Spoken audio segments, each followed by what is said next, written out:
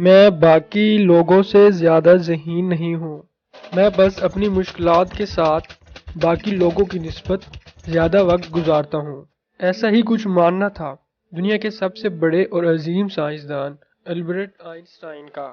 14 مارچ 1889 کو مغربی جرمنی کے مقام اولم میں پیدا ہوئے تھے۔ یہ ایک یہودی خاندان میں پیدا ہوئے اور پروان چڑھے۔ جب وہ پیدا ہوئے تو ڈاکٹروں نے نوٹس کیا کہ ان کا سر نارمل بچوں کے مقابلے کافی بڑا تھا اور وہ ایک اب نارمل یعنی پاگل بچے کی شکل میں پیدا ہوئے تھے۔ ان سب کے باوجود ان کا دماغ اتنا تیز تھا کہ تب سے لے کر آج تک کوئی بھی ان کی ذہانت کا مقابلہ نہیں کر سکتا۔ 60 سال سے زیادہ کا عرصہ ہو گیا ہے انہیں اس دنیا کو چھوڑ کر جانے کا، مگر سائنس آج بھی ان کی بنائی ہوئی تھیوریز کے بغیر کمزور ہے اور وہ ابھی بھی انہیں ایک عظیم سائنسدان ماننے پر مجبور ہے۔ شاید یہی وجہ ہے ہم میں سے بہت سے لوگ البرٹ آئنسٹائن کے بارے میں زیادہ سے زیادہ جاننا چاہتے ہیں۔ ان کے پاس ایسا کیا تھا جو انہیں اتنا عظیم سائنسدان بنا دیتی ہے؟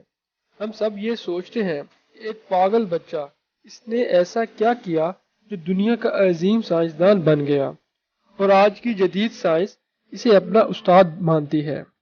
کیا ان کے پاس ایک جادوئی دماغ تھا؟ یہ چند باتیں میں اس ویڈیو میں کلیئر کرنے کی کوشش کروں گا، اس لیے اب میں ان کی پیدائش سے ہی شروع کرتا ہوں۔ جب البرٹ آئنسٹائن پیدا ہوئے تو ان کا سر کسی نارمل بچے سے بہت زیادہ تھا، یعنی ان کے جسم سے بڑا تھا، اور یہ ایک اب نارمل یعنی پاگل بچے کی طرح پیدا ہوئے تھے۔ ہم جانتے ہیں کہ بچے 1 یا 2 سال کی عمر میں بولنا سیکھ جاتے ہیں، لیکن البرٹ 9 سال تک بالکل صحیح سے بات نہیں کر پاتے تھے، جس کی وجہ سے ان کے پیرنٹس ان کے مستقبل کے بارے میں سوچ کر کافی پریشان رہتے تھے۔ دوستوں، آئنسٹائن کو اپنی عمر کے بچوں کے ساتھ کھیلنا بالکل بھی پسند نہیں تھا۔ انہوں نے اپنی ایک الگ ہی دنیا بنا رکھی تھی۔ انہیں ہمیشہ اتوار کا انتظار رہتا تھا کیونکہ ان کے والد انہیں اتوار کو ان کی خواہش پر کسی خاموش جگہ گھمانے کے لیے لے جاتے تھے اور وہاں بیٹھ کر وہ نیچر کے بارے میں سوچتے رہتے تھے۔ ان کے دماغ میں ہمیشہ یہ بات رہتی تھی کہ یہ دنیا کیسے چلتی ہے۔ ایک دن اپنی فیملی کے ساتھ کھانا کھا رہے تھے تو اچانک البرٹ نے کہا، سوپ بہت گرم ہے۔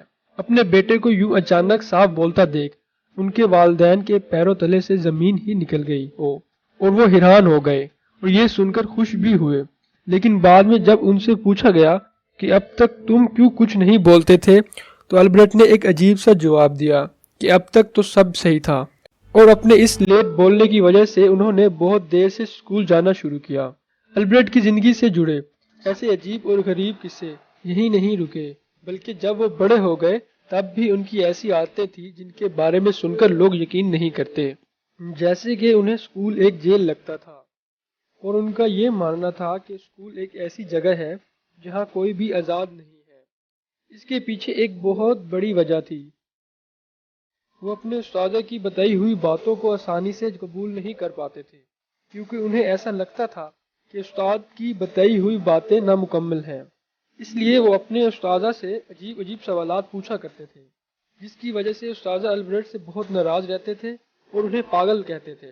البرٹ آئنسٹائن کو ڈیٹ یعنی تاریخ اور فون نمبر یاد رکھنے میں دشواری ہوتی تھی، یہاں تک کہ انہیں اپنا خود کا فون نمبر بھی یاد نہیں رہتا تھا۔ ایک بار ان کے ایک جاننے والے نے ان سے ان کا فون نمبر مانگا تو اپنے ساتھ رکھے فون بک ڈائری میں تلاش کرنے لگے تو ان کے جاننے والے نے کہا کہ آپ اپنا نمبر کیوں نہیں یاد رکھتے؟ تو آئنسٹائن نے کہا، میں کسی ایسی چیز کو کیوں یاد رکھوں جو مجھے کتابوں میں ڈھونڈنے سے حاصل ہو جاتی ہے۔ آئنسٹائن نے کبھی بھی اپنی زندگی میں جوتوں کے ساتھ جرابیں نہیں پہنے تھے۔ اس کی وجہ یہ تھی کہ ان کے پاؤں کی انگلیاں بہت بڑی تھیں اور جرابیں پہننے کی وجہ سے وہ اکثر پھٹ جاتی تھی، تو اس لیے انہوں نے جرابیں پہننا ہی چھوڑ دیا تھا، اور یہاں تک کہ وہ اپنے لیسز یعنی تسمے بھی خود نہیں باندھتے تھے کیونکہ انہیں تسمے باندھنا بھی نہیں آتا تھا۔